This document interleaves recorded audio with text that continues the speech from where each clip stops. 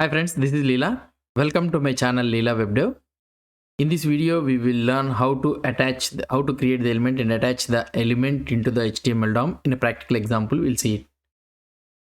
So here I have created a new file, createElement.html, and in this createElement.html, let's have the HTML file. So this is the just scaffolding, the document template, HTML template, and in this body, I am writing h1.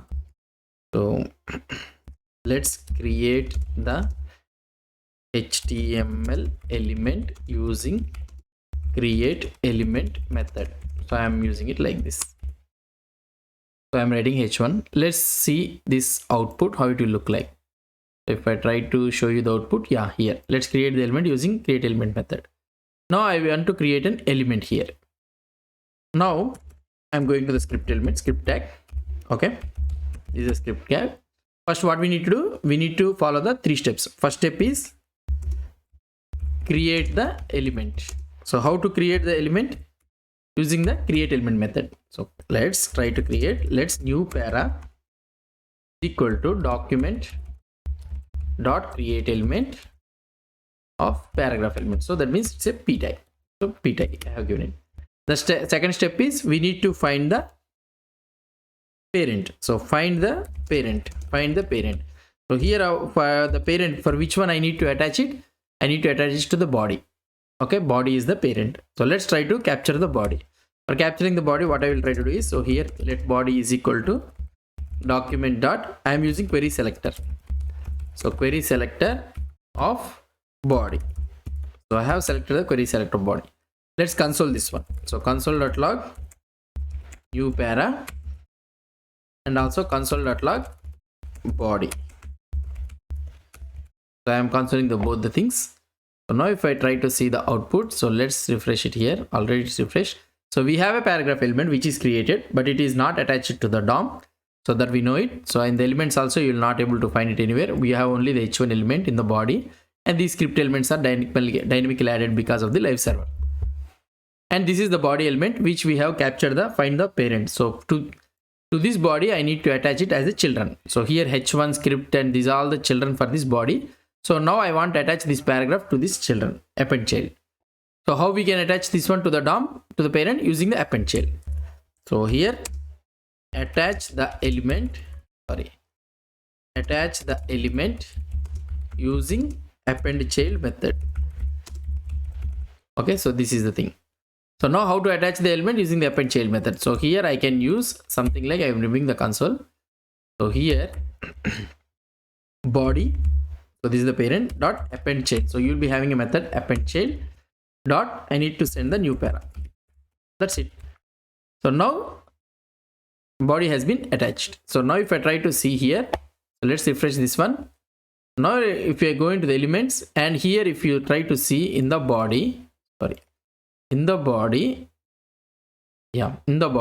see the paragraph has been attached, but this doesn't have any content in this one, but the paragraph is attached to this.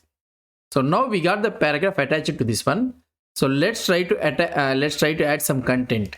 Okay, so in order to add the content, what we need to do is, so here we can use new para. So this one is an HTML object, so it's an element object. So now here you will be having a method TextContent is equal to, so this is dynamically created paragraph. Okay, so this is dynamically created paragraph, new para and all those things. Now if you try to see the output here, let's refresh this page. See, now we are able to get this dynamically created paragraph, and in this paragraph you are able to see it here also. So we have added it. So let's try to do it some design so that we can see it very clearly. So just I will add some design. So I don't want to make it too complex. So let's try to add background color of something like something these or anything. And for h1 I will add the color of red or something like this. And for paragraph also let's add this one only, or otherwise I will add the color green or anything. Just I am adding just to have a differentiation. See, now we are able to see it. So the color has been applied for the body. and this is dynamically created paragraph, and also the styles also has been applied to this one.